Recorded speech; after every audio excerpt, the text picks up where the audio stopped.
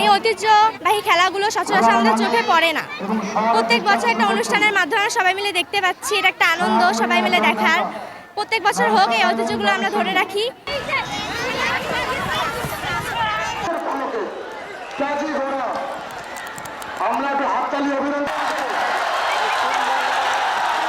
অনেক বাচ্চারা আছে যারা যে অনেক দিক দিয়ে ট্যালেন্টেড, কিন্তু ওরা মানে সুযোগ পায় না কিছু। এরকম যদি কিছু অনুষ্ঠান হয় তাহলে গ্রাম অঞ্চলের বাচ্চারা তার প্রতিভাটা তুলে ধরতে পারবে এবং তারা তারা পুরস্কার পেলেও খুশি হবে।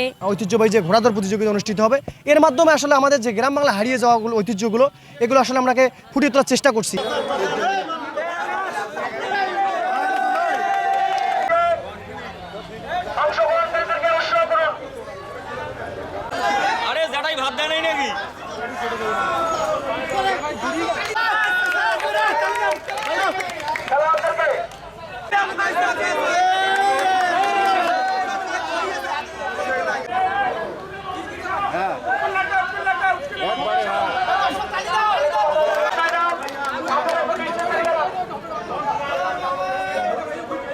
ঐতিহ্য বান্ধব এখানে মেয়েদের নানান রকমের খেলা হয়েছে, সেগুলো আমরা দেখলাম। এখন ভলিবল খেলা দেখছি, খুব ভালো লাগছে।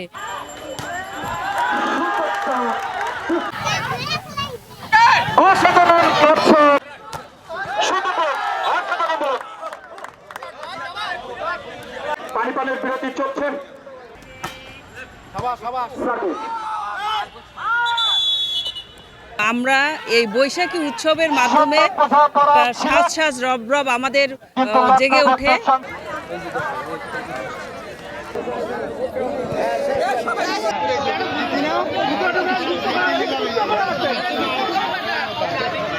খেলাকে ফিরিয়ে নিয়ে আসতে হবে খেলার মাঠে।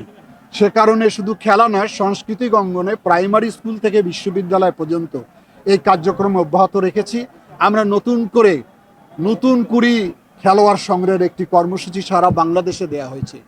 আমাদের পরিকল্পনা রয়েছে খেলাটাকে পেশা হিসাবে গ্রহণ করার জন্য, সংস্কৃতিটাকে পেশা হিসাবে গ্রহণ করার জন্য, এবং খেলোয়াড়ও যেন ভবিষ্যতে মনে করে যে আমি খেলোয়াড় হয়ে সাংস্কৃতিক অঙ্গনে বিচরণ করে আমি যেন পেশা নিতে পারি।